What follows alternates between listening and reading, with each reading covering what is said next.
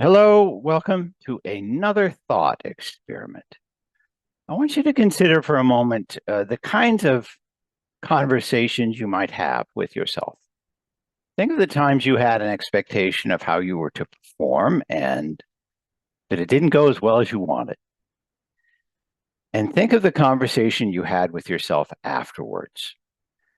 Now, it is very typical for most of us because we have really high expectations of what we think of ourselves that when life gets complicated and doesn't meet our expectations, we treat ourselves in a less than complimentary fashion. We are frustrated, we're angry, we're disappointed. We say things to ourselves that you may never say to any small child that you like and love. So I want you to just take a moment and consider the difference between how you would speak to a child that you care about when they are frustrated, when they are disappointed, when they did not meet your expectation and feel really bad. What would you tell them? And compare that to how you speak to yourself.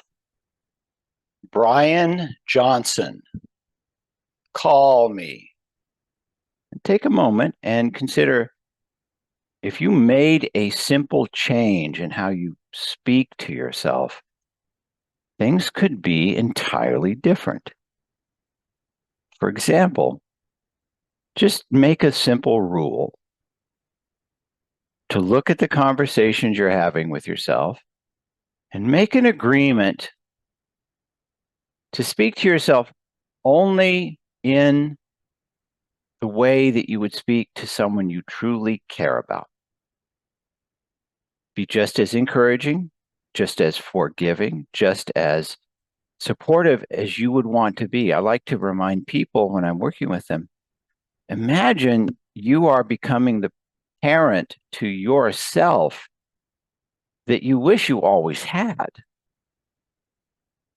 Do that and just notice what the difference is. I'd like to know your experiences and your responses. So, in the comments below, tell me what you experienced. Tell me what's different after you try this. Thank you very much. Please feel free to contact me if you have any further questions. Until the next thought experiment, goodbye.